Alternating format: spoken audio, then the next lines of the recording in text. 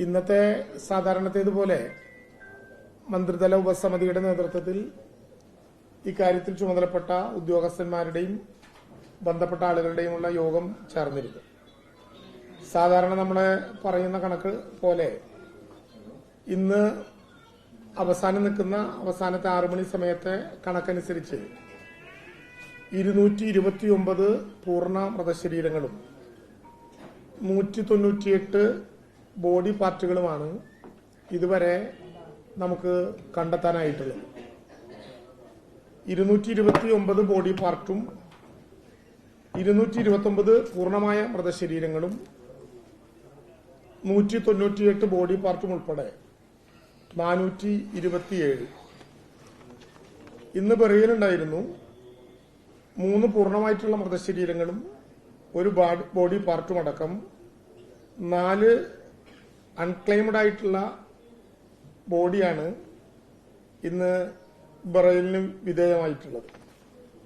നമുക്ക് ഇന്ന് ഇപ്പോൾ എത്തി നിൽക്കുമ്പോൾ ക്യാമ്പുകളുടെ ആകെ എണ്ണം 14 എണ്ണമാണ്.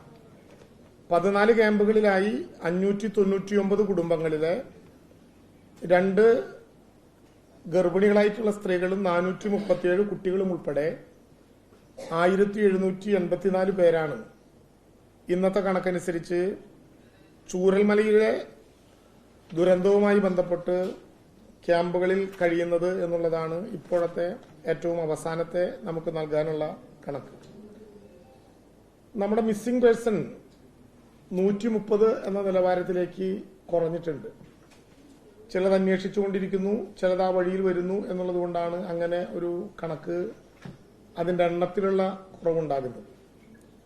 അതുമായി ബന്ധപ്പെട്ട് നമുക്ക് രക്തസാമ്പിളുകൾ മഹാഭൂരിപക്ഷവും എടുക്കാൻ വേണ്ടി നമുക്ക് കഴിഞ്ഞിട്ടുണ്ട്. ഇന്ന് വൈകുന്നേരമാകുമ്പോഴേക്കും 119 രക്തസാമ്പിളുകൾ മിസ്സിംഗ് പേഴ്സൺസിന്റെ ബന്ധുക്കളുടെ നമ്മൾ എടുത്തു കഴിഞ്ഞു. പലതവണ ബന്ധപ്പെട്ടിട്ടും നേരിട്ട് കണ്ടുമുട്ടാത്ത 11 പേരുടെ 11 മിസ്സിംഗ് കേസുകളിലെ ബന്ധുക്കളാണ് ഇനി ലഭ്യമാകാനുള്ളത്. ഒരുപക്ഷെ എണ്ണം അത്രയേറെ വരണം എന്നില്ല. കാരണം ഒരാൾ തന്നെ 2 or 3 മിസ്സിംഗ് കേസുകളുടെ അടുത്ത രക്തബന്ധുവായി വരുന്നതുകൊണ്ട് ചെറിയ നമ്പർ ആളുകൾ ഇനി വേണ്ടി വരുമോ എന്നുള്ളതാണ് നമ്മൾ നോക്കുന്നത്. അവസാനമായി എല്ലാവരെയും ഒന്നുകൂടി ബന്ധപ്പെടാനുള്ള സംവിധാനങ്ങൾ നടത്തി നാളത്തോടുകൂടി അത് ലഭ്യമാകുന്നുണ്ട്. DNA ടെസ്റ്റിന് പോയതുപോലെ കിട്ടുന്ന മുറയ്ക്ക് രക്തസാമ്പിളുകളെല്ലാം ലബോറട്ടറിയിലേക്ക് പോയിക്കൊണ്ടിരിക്കുന്നുണ്ട്. അതനുസരിച്ച് ഫലം ലഭ്യമാകുന്നതിനനുസരിച്ച് വേഗത്തിൽ ആ കാര്യങ്ങളിൽ നമുക്കൊരു തീരുമാനമെടുക്കാൻ വേണ്ടി കഴിയും. ഇന്ന് പ്രധാനമായും ചർച്ച ചെയ്യേണ്ടി വന്ന അടിയന്തരമായ പ്രശ്നം ക്യാമ്പുകളിൽ താമസിക്കുന്നവരുടെ താൽക്കാലികമായിട്ടുള്ള പുനരധിവാസത്തിന്റെ സംവിധാനങ്ങളെ സംബന്ധിച്ചാണ്. അതിനായി നേരത്തെ തന്നെ കെട്ടിടങ്ങളുടെ കാര്യത്തിൽ ഒരു കൃത്യമായ കണക്ക് ലഭ്യമാക്കാൻ LSTയെയും PWDയുടെയും ബന്ധപ്പെട്ട ഉദ്യോഗസ്ഥന്മാരെ നമ്മൾ അയച്ചിരുന്നു. അതനുസരിച്ച് റെഡി ടു ഒക്യുപ്പൈ എന്ന വിധത്തിൽ LSTയുടെ 41 കെട്ടിടങ്ങളും PWDയുടെ 24 കെട്ടിടങ്ങളും ഉൾപ്പെടെ 65 കെട്ടിടങ്ങൾ ഏത് സമയത്തും താമസിക്കാൻ ഉതകുന്ന വിധത്തിൽ നമുക്ക് ലഭ്യമായിട്ടുണ്ട്.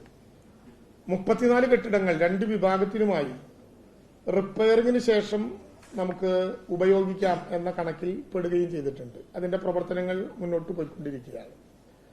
നമുക്ക് ജില്ലയിലെ മുഴുവൻ LSTD പ്രസിഡന്റുമാരോടും സെക്രട്ടറിമാരോടും ഇക്കാര്യത്തിൽ അവർക്ക് ചെയ്യാവുന്ന സഹായങ്ങളെല്ലാം ചെയ്യാം എന്ന് പറഞ്ഞപ്പോൾ ജില്ലയുടെ വിവിധ മേഖലകളിൽ നിന്ന് ആളുകൾ സന്നദ്ധത പ്രകടിപ്പിച്ചുകൊണ്ടുള്ള വാടക വീടുകളുടെ കാര്യം നമ്മളെ അറിയിച്ചിട്ടുണ്ട്. അത് കൂട്ടി നോക്കുമ്പോൾ 286 വാടക വീടുകൾ ഇതിനകം വാടകയ്ക്ക് തയ്യാറാകുന്ന വിധത്തിൽ തയ്യാറായിട്ടുണ്ട്. പക്ഷേ നമ്മുടെ ഒരു റെന്റൽ തീരുമാനം അഥവാ പോളിസി നമുക്കിതിന്റെ ചുറ്റുവട്ടത്തുള്ള 6 പഞ്ചായത്തുകളിലേക്ക് അത് കേന്ദ്രീകരിക്കണം എന്നാണ്. ഒന്നാമത്തെ ധാരണ മേപ്പാടി, മുപ്പൈനാട്, വൈത്തിരി, കൽപ്പറ്റ, മുട്ടിൽ, അമ്പലവയൽ.